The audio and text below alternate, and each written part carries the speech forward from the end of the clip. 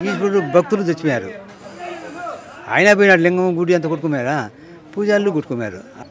ఈ ఆరు ఏం చెప్పకూడదు. ఈ 6 రోజు వచ్చి 10,000 మంది వచ్చింటారు నా కోసం. సంవత్సరాలు చుట్టూ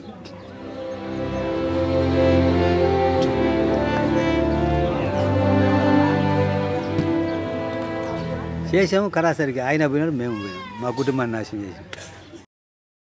ఈయన కడప జిల్లా ఎగువమందపల్లి గ్రామంలోని పల్లేశ్వరస్వామి ఆలయ అర్చకులు. వరదలొచ్చిన రోజు ఉదయాన్నే కార్తీక పౌర్ణమి పూజల కోసం ఆయన కుటుంబ సభ్యులు ఈ శివాలయానికి వెళ్లారు. వారు గుడిలో పూజలు చేస్తుండగానే వరద ముంచెత్తింది. వరదలో పూజారి కుటుంబ సభ్యులే కాదు, గుడి మొత్తం కొట్టుకుపోయింది. అసలిప్పుడు అక్కడ గుడుందని ఎవరైనా చెబితే తప్ప తెలియనంతగా నేలమట్టమైంది.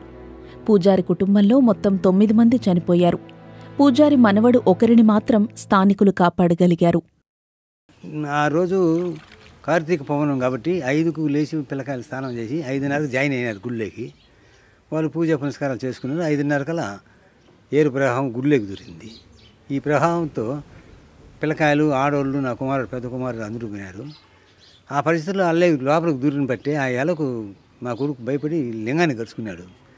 అది వీళ్ళు ఆడవాళ్ళు కాబట్టి భయంతో ఆ ఎల కొట్టి మళ్ళీ రివర్స్ వచ్చింది. ఆ రివర్స్ అంటే పిల్లలు, ఆడవాళ్ళు అంతా వెనక్కి వచ్చేసారు. ఈ పట్టుకొట్టలు లింగం గదిలేదు. ఈ మావాడు కూడా భయపడి కొడుకు, పెద్ద కొడుకు, వాడు వినాయక గుడి పోతానని వచ్చి పెద్ద మర్రి చెట్టు ఉండింది. మర్రి చెట్టు తగులుకున్నాడు. మర్రి చెట్టు కూడా కుంగిపోయింది.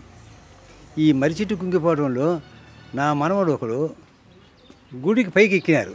పైకి ఎక్కిన బట్టినే గుడి కూడా కదిలింది. నాయన గుడి కదులుతానని బట్టి రేపు పక్కన ఉరిగడం దూకన్నాడు.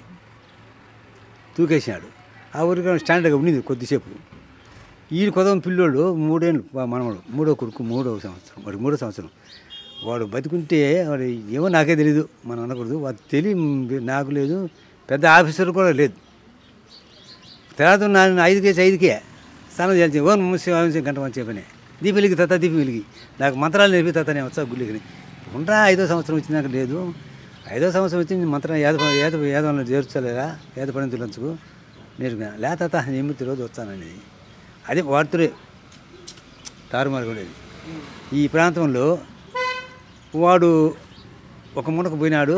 ఓ పెద్దనైనా అని అంట. ఈ మునకు పోయిన బట్టి అని బట్టి ఓం నమ శివాయని అంట. వీడికి స్తంభం కరుచుకుని కొడుకు, పెద్ద కొడుకు మైండ్ పని చేయలేడికి 6 మాటలు అలా కొట్టిందంట. తలకాయ కొట్టి స్తంభాన్ని కొట్టి ఈ కళ్ళు మొగుడికి పోయినాడు. ఈ నేను చచ్చిపోతాం భయభాంతంతో తీసిపెట్ల.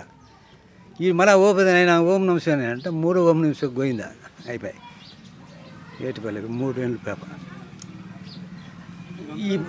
ఈ పరిస్థితుల్లో పెద్ద కొడుకు మనవాడు రెండోవాడు ఆ గడ్డి వాంతుకి అది కొద్దిసేపటికి 20 నిమిషాలకు మూవ్ అయింది. మూవ్ అయిన బట్టి ఏటిపల్లి అది అందరం చూస్తానన్నాం. వస్తున్నాడు గడ్డి మీద పనుకొని బోల పనుకున్నాడు, చేపడుతున్నాడు. ఓ తాత నడుస్తున్నాడు. ఏం చేయాలి? ఏ తాటి మన ప్రభావంలో పడుతుంది. ఏట్లు విపరీతంగా పోతున్నాయి. వాడిని గడ్డనేసుకు పరిస్థితి ఏమున్నది? దేవుడు తప్ప ఎవరులే. గడ్డనే అంటే దేవుడు, తీసుకోమని దేవుడే అని ఆడి పాపరాశి దగ్గరికి పోయింది. సడన్గా ఇట్టు మళ్ళీందంట. ఆ వామి సప్టేషన్ దిక్కు, నవోదయ సూర్య దిక్కు. ఆ ఊరు పంటే మాదిపల్లి అర్జునవాడ అన్నది. అరిసినాడు.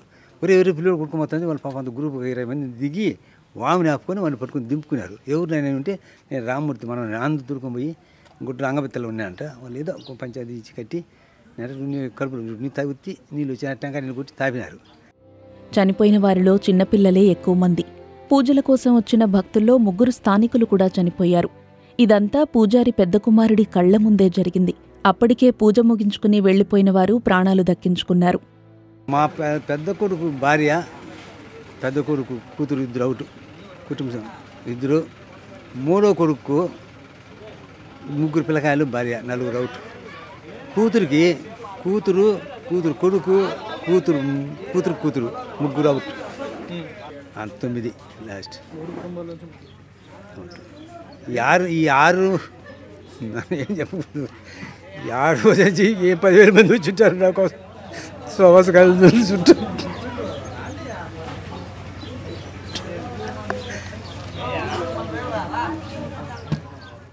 చిన్న పిల్లకాయలే 3 ఏళ్ళ కానీ 14 ఏళ్ళ వరకు. కొదవలందరూ 3 ఏళ్ళ ఒకడు, 5 ఏళ్ళ పాప ఒకటి, 7 ఏళ్ళ పాప ఒకటి, 12 ఏళ్ళ పాప. ఈ కుటుంబానికి రాష్ట్ర ప్రభుత్వం నష్టపరిహారం అందించింది. ఈశ్వరుడు భక్తులు చచ్చిపోయారు. ఆయన పోయినాడు, లింగం గుడి అంతా కొట్టుకున్నారా, పూజారులు కొట్టుకున్నారు. చేసాము కరాసరికి, ఆయన పోయినాడు, మేము పోయినాం, మా కుటుంబాన్ని నాశనం చేసాం. నేను డైలీగా పోతాను. ఆ బుద్ధికి నేను నన్ను ఘటన వేసాడు శివుడు అనుకుంటాను. నేను 5కే పోతా. ఆ బుద్ధికి మేము పోతామని మీరు పోయి నేను మళ్ళీ మధ్యాహ్నం చేస్తా పోను. నా పరిస్థితి లేక నేను కూడా ఒకటే చెప్పలేము. 8-8:30 అయింటే 10,000 మంది పోయిందరు.